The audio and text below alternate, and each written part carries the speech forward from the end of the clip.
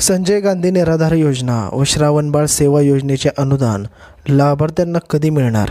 नमस्कार मित्रांनो, राज्यातील विधानसभा निवडणुकीचा निकाल लागला असून महायुतीला प्रचंड बहुमत मिळाले आहे. निवडणुकीपूर्वी महायुतीने आपल्या वचननाम्यात ज्येष्ठ नागरिकांच्या पेन्शनमध्ये वाढ करण्याचे आश्वासन दिले होते. त्यांनी 1500 रुपयेवरून 2100 रुपयेपर्यंत वाढ करण्याची घोषणा केली होती. हे आश्वासन लवकरच पूर्ण होईल अशी अपेक्षा आहे. मात्र राज्यातील संजय गांधी निराधार योजना आणि श्रावणबाळ सेवानिवृत्ती वेतन योजना या योजनेंच्या मागील 3 महिन्यांचे अनुदान अजूनही रखडलेले आहे. काही ठिकाणी पैसे मिळत आहेत तर काही ठिकाणी मिळत नाही. लाभार्थ्यांमध्ये मोठ्या प्रमाणावर वयस्कर नागरिक आहेत जे मजुरी देखील करू शकत नाहीत.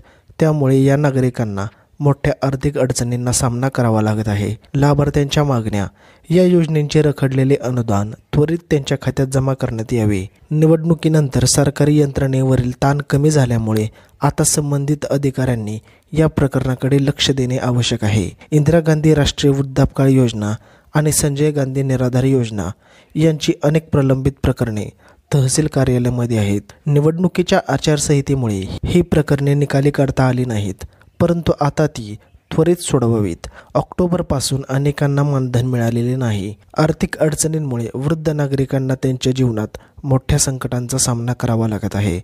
कागदपत्रे जमा करताना अनेक अडचणी येतात आणि दलालांचे हस्तक्षेपही होत असल्याने प्रक्रिया अधिक जटिल होते. ही सामाजिक सुरक्षा योजना अनेक गरीब, निराधार आणि वयोवृद्ध नागरिकांसाठी जीवनाचा आधार आहे. काहींच्या मुलामुली नसल्याने त्यांचा पूर्ण संसार या मानधनावर चालतो.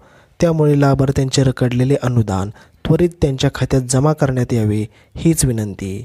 निवडणुका संपल्यानंतर आता जनतेच्या मूलभूत गरजांकडे लक्ष देणे महत्त्वाचे आहे. या योजनेचा लाभ मिळाल्यास अनेक गरीब कुटुंबांना आधार मिळेल आणि त्यांच्या समस्या काही प्रमाणात सुटेल.